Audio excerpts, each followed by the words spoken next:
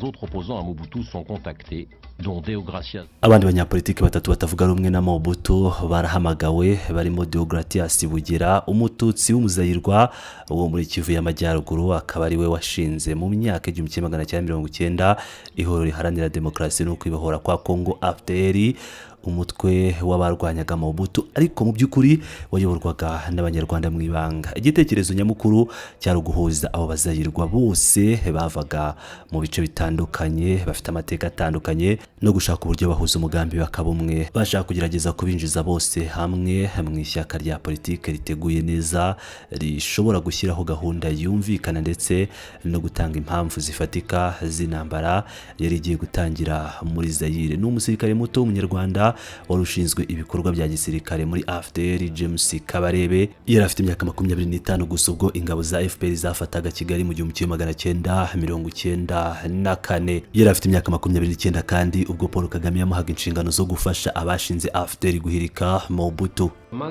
Ariko ubwabo ntibari baziranye, byari bikenewe rero ko umunyarwanda ubazi abahuza mu nama yabo ya mbere kugira ngo bamenyane. Ce jour-là dans les bureaux de James Kabarebe. Kuri uwo munsi mu biro bya James Kabarebe ninjye wahageze mbere n'ikipe yanjye ya ADP. Hanyuma haje imodoka ya gisirikare jipe irimo abagabo babiri imbere. Yari Kabila, yari inshuro yanjye ya mbere mubonye amaso ku maso, nawe uyu mugabo wari wambaye inkweto za sandari, umusaza ariko wasaga n'ucumbagira ufite uruhara. Nibwiye ni uyu niwe Kabila. Je me suis dit c'est lui Kabila. Je les ai présentés un par un. Nabatungiye agatoki umwe ku wundi, ngenda mbamenyekanisha, bagenda bibwirana, hanyuma nangiza gahunda y'inama ari byo ukwibohora kwa Zaire n'intambwe yo kurwanya Mobutu. Bari bishimye, ndakeka bari bishimiye ko bahuye. Chacun a commencé à parler de son expérience, qu'est-ce qu'il a vécu comme répression, comme torture morale. Buri wese yatangiye kuvuga ku bunararibonye bwe, ibyo yanyuzemo mu kurenganywa, mu icarubozo ryo mu mutwe no mu buzima busanzwe aho yavaga n'ibyo yari yarakoze. Kabila we yasaga n'utavuga cyane, yararebaga cyane gusa. Ndibuka kubera ko yabikoraga yarebaga hejuru akareba muri plafond y'ibiro aho avugiye. Yatubwiye ko ishyaka rye PRP ryari rifite abarwanashyaka mu majyepfo, abantu, intwaro n'ibikoresho byose byari biteguye. Abanyarwanda n'inshuti zabo za AFDR bari bategereje gusa urwitwazo kugira ngo batangize intambara kuri Mobutu. Guverineri wa Kivu y'Amajyepfo wabaga i Bukavu yatanze itangazo kuri radio, yahaye icyumweru kimwe gusa abatutsi babazayirwa bo muri Kivu y'Amajyepfo, by'umwihariko ababaga mu misozi ya Murenge ngo babe bavuye mu gihugu, bitabaye ibyo bakicwa mu minsi 6 sous peine d'être tué dans les 6 jours. Within 6 days. Viva, viva, Wanaiti Alliance! Viva! Viva, viva, Majesty Alliance! Viva! Kwa 18 Ukwakira 1996, Kabila n'abashinze AFDR bayoboye ingabo zigizwe ahanini n'abasirikare b'u Rwanda bambutse umupaka wa Zaire bayoboye imitwe 3 berekeza mu mijyi ya Goma, Bukavu na Uvira.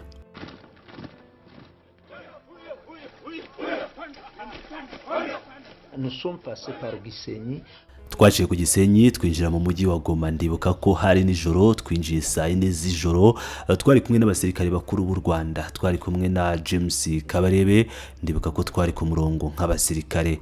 Imvura yaragwaga, hari abasirikare bakiri bato bari imbere, hanyuma hakaza umusirikare mukuru w'umunyarwanda, umunyepolitike w'umunyekongo, umusirikare mukuru w'umunyarwanda, umunyepolitike w'umunyekongo, bose bari ku murongo. Un officier rwandais, un politicien congolais, un officier rwandais, un politicien congolais en file.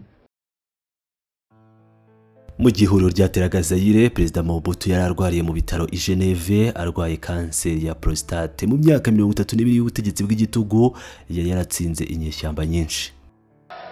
They were very happy. N'importe quel changement les aurait rendus heureux. impinduka iyo ari yo yose yari kubashimisha, ntabwo ari Kabila by'umwihariko. Ikintu cyose cyari gutuma ibintu bihinduka cyari cyiza. Ubwo baririmbaga ngo kwibohora habeho kwibohora habeho kwibohora.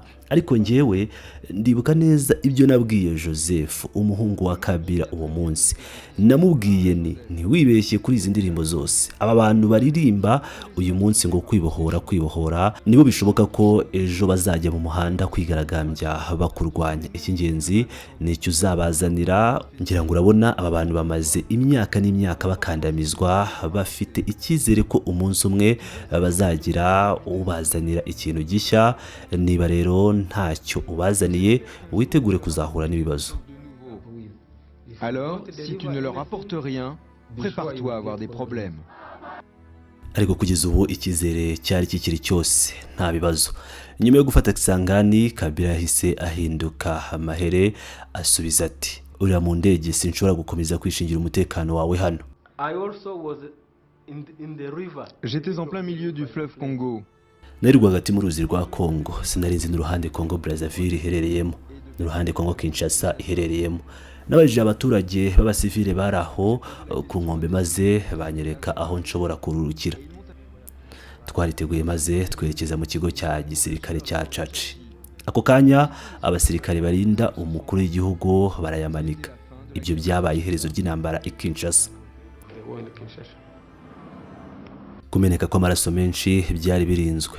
Inshuro imwe kundi General Mayere yararokoye Kinshasa. Ubwitange yishyuye ubuzima bwe, dore ko yishwe uwo mugoroba uwo munsi. Yishwe n'itsinda rya nyuma ry'abasirikare bari bagikomeje kuba indahemuka kuri Mobutu. J'étais chez moi, les gens m'appelaient pour me dire Narindi iwanjye abantu bamamagara bambwira bati hari ababonye ingabo zihuriro mu mujyi iruhande rw'umuhanda wa gari ya moshi. Hanyuma undi muntu aramamagara arambwira ati Mahere yapfuye. Namushubije nta kibazo, byose byakemutse, ubu byose byarangiye. tout est fini.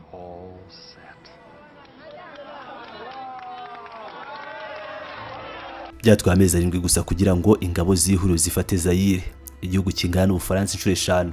Intsinzi ya gisirikare Kabila yahariye abasirikare b'u Rwanda mu ijoro ryabanje. Nibo hamwe n'abandi basirikare bashya binjiye mu ngabo zabo uko urugamba rwagiye rukura. Abaturage ba Kinshasa bari barimo bishima cyane. Mobutu amaze kugenda, byari byiringiro kubazayirwa byo kubona igihugu cyabo kiva mu bukene no mu gitugu. Kwibohora kwa Zaire, igihugu gifite agaciro kanini mu rwego strategique, byasobanuraga byinshi ku banyafrika benshi, nk'ibyiringiro byo kubona Afrika yiyobora. I called Kabila. J'ai appelé Kabila sur son téléphone satellite. Nahamagaye Kabila kuri telefone ye ya satellite, arayitaba, amubwira ko twafashe Kinshasa. Yarambajije ati urabizi neza?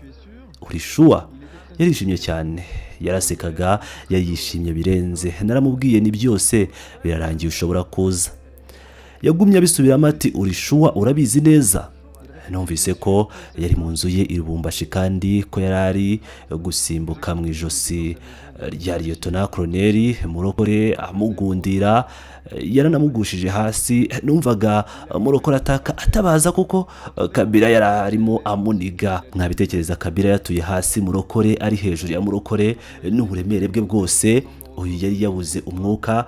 Kabila yavuzaga induru ati ninjye muyobozi, mfite ubutegetsi, ndi perezida wa Congo, ninjye byose. Je suis le chef, j'ai le pouvoir. Je suis le président du Congo. Je suis tout. Le Rwanda a fourni le gros des troupes qui ont permis. U Rwanda rwatanze umubare munini w'ingabo zatumye Zaire ifatwa, ariko n'ibindi bihugu byo mu karere byashyizeho umwete ukomeye kugira ngo bifashe Kabila gufata igihugu n'ubutegetsi. Umunsi w'irahira rero bose bari bahari kugira ngo berekane ku mugaragaro ko bashyigikiye perezida mushya. muri stade ya Kamanyura idarapo rishya rya Repubulika ya Demokarasi ya Kongo ryarazamuwe aho inshuti zitandukanye zari zaje gusangira intsinzi na Kabila. Pasiteri Bizimungu, perezida w'u Rwanda, igihugu cyatanze ingabo nyinshi, perezida Yoweri Kaguta Museveni, umucurabwenge, akaba ari nawe wahuje Kabila n'abanyarwanda, hamwe na perezida wa Angola Eduardo dos Santos wari watanze abantu n'intwaro ku nyeshyamba. Ariko ibyishimo bya Kabila n'inshuti ze ntibyari bisangiwe n'abaturage bose ba Kinshasa. La première chose qui m'a surpris, c'est que le stade n'était pas plein. Ikintu cya mbere cyantunguye nuko stade itari yuzuye. Natunguye cyane rwose. Murabizi Kinshasa ni umujyi utuwe n'abantu bagera kuri miliyoni 7 kandi stade yakira abantu basaga 80,000, ariko kimwe cya gatatu cyayo cyari kirimo ubusa. Icyo nicyo kintu cya mbere nabonye. Ikindi kandi hari abantu bari hanze bigaragambya baturwanya kandi barwanya na Kabila. C'est la première chose que j'ai remarqué. Et puis il y avait des gens qui dehors manifestaient contre nous et contre Kabila. The problem was because Le problème venait des partis d'opposition. opposition parties. It was engineered. La manifestation était organisée par l'UDPS. Ikibazo cyavaga mu mashyaka atavuga rumwe n'ubutegetsi. Imyigaragambyo yateguwe na UPDS. Mu by'ukuri abantu bari bafite icyizere ko naramuka ageze ku butegetsi Kabila azicara komeza hamwe nabo bakumvikana uburyo bwo kuyobora igihugu. Ariko nta na kimwe muri byo yakoze. Kabila yavugaga ko twebwe abanyarwanda twasahuraga rwihishwa ko barite ya Kongo. Sinigeze nkora magendu mu buzima bwanjye yaba muri Kongo cyangwa handi. Sicyo cyanzanye muri iki gihugu. Nahise nsaba kwegura. Kabila yenda kumfukamira ansaba kuhaguma. Yarambwiye ati oya, mwadukora ibintu byinshi cyane, ntimushobora kugenda, ubu mugomba kuguma hano. Nahise nkoza raporo mu Rwanda, hanyuma Kabila yerekeza i Kigali. J'ai tout de suite fait un rapport au Rwanda et Kabila s'est rendu à Kigali. Mu Rwanda Kabila yakiriwe mu cyubahiro cyose gikwiye urwego rwe. Ariko icyizere cyari cyaramaze kuyoyoka kandi mu gihe cy'inama amakimbirane yari arimo atutumba hagati ya Kinshasa na Kigali yaturitse ku mugaragaro. Actuellement est en train d'être signé à blanc. Les fraudeurs font traverser des centaines de kilos d'or. Kongo irimo irasahurwa bikabije. Abakora amagendu bambutse amagana y'ibiro bya zahabu buri cyumweru banyuze mu Rwanda bajya hanze. Twubatse umubano, ubucuti n'ubuvandimwe, ariko ubucuti bugomba guhora bwitabwaho kandi hagomba kubaho kubahana. Et il faut un respect mutuel. Là, son clan en chauffette. Rentre chez eux. Nous n'avons plus d'étrangers dans le gouvernement que M. Kabila nous a apporté. Alors nous ne voulons pas d'étrangers ici.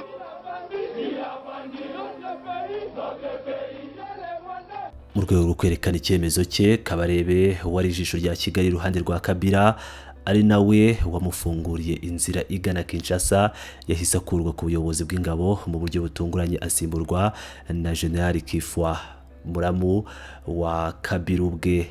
Abikesha ingabo yari yarakuranyije mu ntara avukamo Kabila yashoboraga noneho gutekereza uko abanyarwanda bataha. James est venu dans mon bureau me disant que James yaje mu biro byanjye ambwira ko ibintu bitari kugenda neza, ko abantu barimo gushinjwa bishingiye ku bihuha. Il a d'abord cru que je me plaignais de mon éviction. Yabanje gukeka ko narimo ninubira kuba nakuweho, ariko namubwiye ni icyo cyo kibazo. Ikibazo ni bari abantu bose badafite icyerekezo, bari gufata imyanya yacu kandi bashobora gukongeza kurushaho umubano mubi hagati yacu na Kabila. Yabivugaga afite agasuzuguro kenshi. Naramubaje ni ese abo basirikare badafite icyerekezo bameze bate, abo ni bande? Uwansimbuye yinjiye mu biro byanjye, ikintu cya mbere yakoze ni ugushyiramo ibintu bimeze nk'iby'abapfumu mu mfuruka zose z'icyumba kugira ngo ngaburizemo ibyo yitaga ibintu by'amarozi cyangwa ubupfumu ngo nari mfite mu biro byanjye.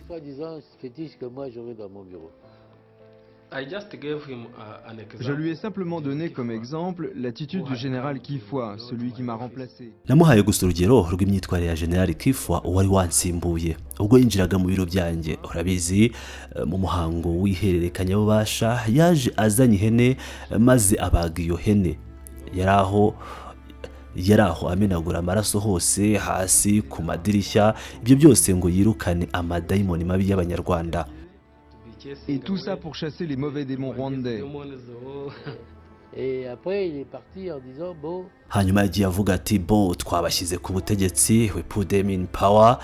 Ubu rero dore uko hanyuma yaravuze ati washyize nde ku butegetsi, noneho ntiyasubije. La nuit après que j'ai rencontré Yerodia dans son bureau du Palais de la Nation, ijoro rikurikira ibiganiro nagiranye na Yerodia mu biro bye mu ngoro y'igihugu Palais de la Nation, nyuma y'iyo nama gusa umurinzi wanjye yicuye hafi y'ikigo cya Caci. Ubwo rero yari yihebye cyane, nagiye kumureba iwe mbona arahuze. Goma est occupé, Bukavu par le rebelle. Il n'y a pas de rebelle. Je vous ai dit que ce sont les Rwandais. Goma na Bukavu byamaze gufatwa n'inyeshyamba, ariko ntabwo ari inyeshyamba nk'uko mbibabwira. Abo n'abanyarwanda. Mushaka ngo mbibabwire mu ruhe rurimi, mushaka ngo mbibabwire mu buhe buryo? Mugomba kumva ko ari abanyarwanda. Bariya bantu babonye amafaranga menshi hano, rero bashaka kuyatwara. Ntabwo bashaka kuva muri iki gihugu. Bagwa muri iki gihugu gusa baramutse banyubashye, icyo gihe twahita tubakira mu buryo bworoshye. Gusa baje kuyobora no kurusha imbaraga buri wese muri iki gihugu. Ibyo ntabwo twabyemera. Hari impinduka nyakuri zirimo kuza mu karere kacu no ku mugabane wacu, kandi izi mpinduka niba dushaka ko zigira agaciro nyako, ntabwo zishobora kuza gutya gusa nk'impanuka, ahubwo zigomba gutekerezwaho kandi zigashyirwa mu bikorwa neza.